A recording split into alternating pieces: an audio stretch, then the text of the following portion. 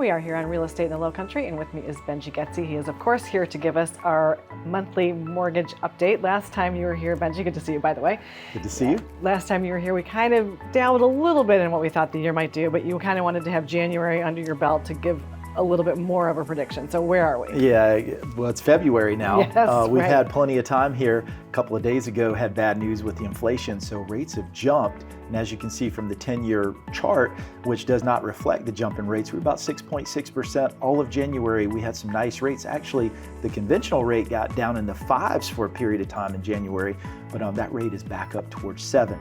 So prediction for the year, I think we're gonna be in the low 5s by the end of the year. So even with this little bit of setback the last couple of days, I think once they start cutting rates are gonna really rally, and I do believe we're gonna be in the low 5s. So that's gonna be our target for the end of the year. 5.0 would be the target, but I do think we're gonna be in the low 5s on all the programs. If we hit the low 5s on conventional, that means VA rates, FHA, USDA will be in the 4s because they're about 0.5% to 0.75% lower. So right now, little bump. We talked about that though. Yeah. The market conditions are gonna get volatile as the rates go down. So we're seeing that right now.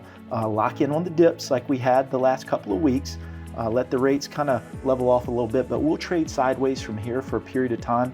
Rates should start coming down maybe in another month or so and slowly trend hopefully lower towards the end of the year. Well, and here we are in February, as you mentioned, and so that means we're really just almost to the season. I mean, we're That's very right. close. We got pollen on our cars, so we know spring is on the way. We know the season is on the way. And so if somebody is really looking to maybe get into an investment property before the season starts, now would be the time to do so. Yeah, investment properties have become very popular with the last 8 weeks of rates improving, and with the market coming in as well. Lots of investors, speculators are entering the market. The lower rates are increasing the cash flow, and more cash flow brings more investors. So property values are still pretty strong in the area. I've seen it easing up just a little bit, a little more inventory coming on, but we're seeing lots of investment applications on rental properties coming in right now. So a lot of people still coming to Hilton Head, Beaufort, and Bluffton and investing in real estate. Right. And you mentioned before we started filming that there's a program that might be exactly suited to that. You can't do it for a conventional mortgage, but you can if it's a second home or an investment property. Tell us about that. Yeah, Fannie Mae, Freddie Mac has always done investment property loans, but to expand your portfolio, the easiest program to use right now is the DSCR loan. That's the debt service coverage ratio loan. Those loans are very popular.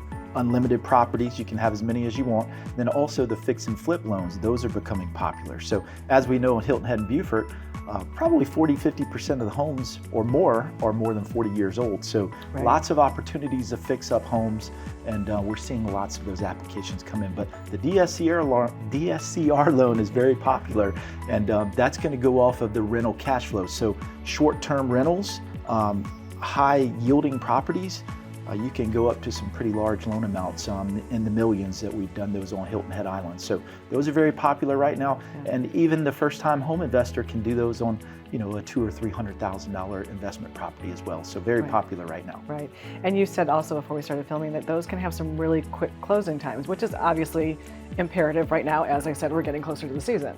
Yeah, well, as the top broker, we always close our loans pretty quickly. Yes. But here the last month or so, Madison's doing a great job. 4-day closings, 5-day clear to close, 7-day clear to close. I think our last 3 clear to closes have been 5 and 7 days and a 10-day clear to close. So the advantages of that are the speed. You don't have to lock in as long. So shorter term locks are gonna save you money there, and you can get into that property a lot quicker and start making some of that money. Start making some money, right?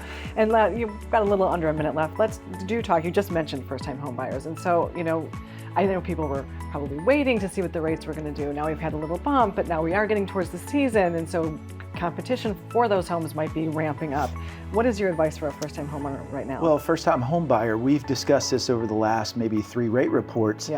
Take advantage of the rates when they dip. So if you're trying to time the market, you're going to get caught with these rates going up, and the rate chart's not reflecting. It was a pretty big move, back up around 7%.